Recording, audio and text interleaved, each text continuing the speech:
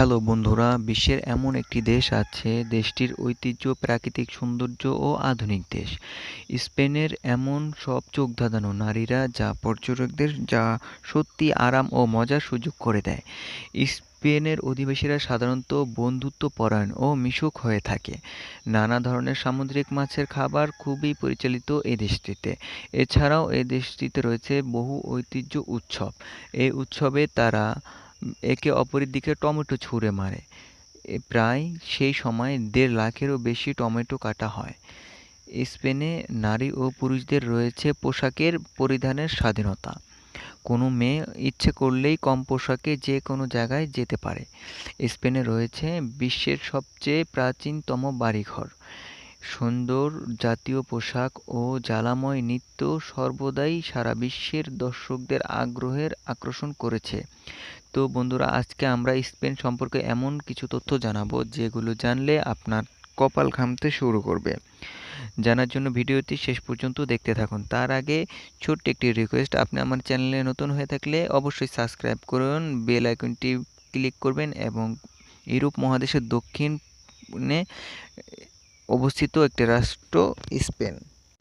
স্পেনের আয়তন ৫,০৫,৯৯০ বর্গ কিলোমিটার। আয়তনের বিচারে রাশিয়া, ইউক্রেন, ফ্রান্সের পরেই স্পেনের ইউরোপের চতুর্থ বৃহত্তম এবং দক্ষিণ ইউরোপের বৃহত্তম দেশ। দেশটির ৮,২৭,০০,০০০-এরও অধিক মানুষ বসবাস করে। মাদ্রিদ স্পেনের রাজধানী এবং বৃহত্তম শহর। স্পেনের ৩/৪ লোকের মাতৃভাষা স্পেনীয়। এটি স্পেনের সরকারি ভাষা। এখানে বাস্ক ও আস্তরীয় কাতালান গ্যালিনীয় ভাষাভাষীর রয়েছে। আন্তর্জাতিক কর্মকাণ্ডে দেশটির মানুষ স্প্যানিশ ও ইংরেজি ও ফরাসি ভাষা ব্যবহার করে। দেশটির ৯৬% ক্যাথলিক খ্রিস্টান। এছাড়াও অন্যান্য বিভিন্ন গোষ্ঠীর ও সম্প্রদায়ের মানুষ এখানে বসবাস করে। স্পেনে কয়েক প্রকার ভাষা প্রচলন থাকার একটি প্রধান কারণ হলো কয়েক শতাব্দীর আগে স্পেনের দেশটি বেশ কয়েকটি ছোট বড় অংশে বিভক্ত ছিল। এখানে প্রত্যেকটা অংশে স্পেনের শাসকরা শাসন করত, কিন্তু ধীরে ধীরে সেগুলো আলাদা হয়ে যায়। স্পেনের ইউরোপ মহাদেশের প্রাচীন শক্তিশালী একটি দেশ। স্পেনের মহিলারা ২ বা তার বেশি সন্তান চান। স্পেনের নারী ও পুরুষদের রয়েছে পোশাক পরিধানের স্বাধীনতা। কোনো মেয়ে ইচ্ছে করলেই কম পোশাকেই যে কোনো জায়গায় যেতে পারে। স্পেনে রয়েছে বিভিন্ন উৎসব, যেমন লামো মার্টিনা হলো স্পেনের বার্ষিক উৎসব। এই উৎসবের দিন লোকেরা একে অপরের দিকে টমেটো ছুঁড়ে মারে। সেই সময় ১.৫ লাখেরও বেশি টমেটো কাটা হয়। আর এই উৎসবের দিন প্রতি বছর স্পেনে বুলস উৎসবের আয়োজন করা হয়। প্রতি বছরই ১০ মিলিয়নের লোক এখানে দেখতে আসে। এসব লোকেদের স্প্যানিশ শার্ট নিয়ে রাস্তায় নামে। ইউরোপের দেশ হলো আফ্রিকান বা ইতিহাসের মিল বেশি। মরক্কোর সীমান্ত দূর মাত্র ৯ মাইল। স্পেনের অধিকাংশ এলাকা জুড়ে রয়েছে গম ও আঙ্গুরের গাছ ও অলিভ গাছ। স্পেনে ভ্রমণে প্রতি বছর ৫ থেকে ৭ কোটি পর্যটক আসে। স্পেনে সারা বিশ্বের সবচেয়ে অলিভ অয়েল উৎপাদন করে।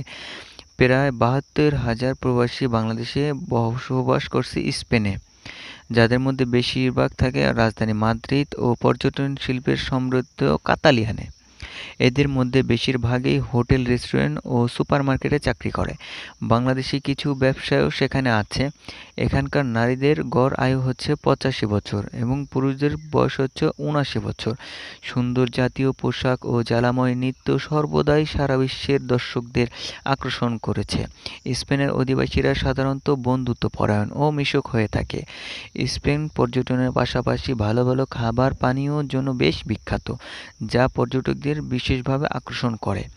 এখানে আলুর তৈরি অমলেট ও পাইলা নামক এক ধরনের চালের খাবার, বিভিন্ন ধরনের স্যুপ ও নানা ধরনের সামুদ্রিক মাছের খাবার খুবই পরিচিত। তাই পর্যটকদের সেখানে খাবারের কোনো অসুবিধা হয় না। আন্দালুচিয়া অঞ্চলের রাজধানী সঙ্গীত, সাংস্কৃতিক ও ঐতিহাসিক জীবনযাপনের জন্য বেশ বিখ্যাত। মাদ্রিদ স্পেনের বহু পুরাতন শহর। ও সাংস্কৃতিক কেন্দ্র। স্পেনের ইতিহাস ইউরোপের অন্যান্য দেশের তুলনায় অনেক ভিন্ন। স্পেন এমন একটি দেশ যেখানে দেশটির দীর্ঘদিন ধরে খ্যাতি রয়েছে, যা পর্যটকদের সত্যিকারে আরাম ও মজা করার সুযোগ দেয়।